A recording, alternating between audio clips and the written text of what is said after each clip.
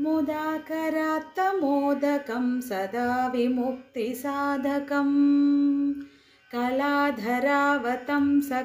विलासिलोकरक्षकम् अनायकैकनायकं विनाशितेवदैत्यकं नताशुभाशुनाशकं नमामि तं विनायकम्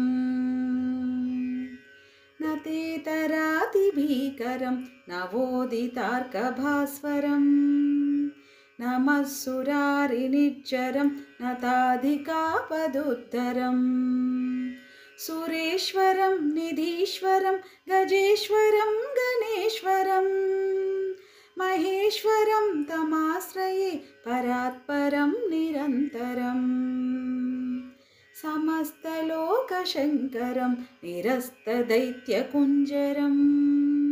दरेतरोदरं वरं वरेभवक्त्रमक्षरं कृपाकरं क्षमाकरं मुदाकरं यशस्करं मनस्करं नमस्कृतं नमस्करोमि भास्वरम्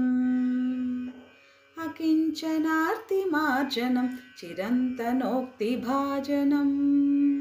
पुरारिपूर्वनन्दनं सुरारिगर्वचर्वनं प्रपञ्चनाशभीषणं धनञ्जयादिभूषणं कपोलदानवारणं भजे पुराणवारणम् नितान्तकान्तिदन्तकान्तिमन्तकान्तिकात्मजम् अचिन्त्यरूपमन्तहीनमन्तराय कृन्तनं हृदन्तरे निरन्तरं वसन्तमेव योगिनां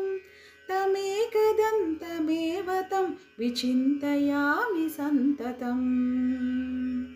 महागणेश पञ्चरत्न मादरेण योन्वहं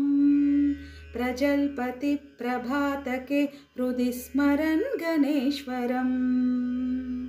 महागणेश पञ्चरत्न मादरेण योन्वहं प्रजल्पति प्रभातके हृदि स्मरन् गणेश्वरम् अरोगतामदोषतं सुसाहितीं सुपुत्रतां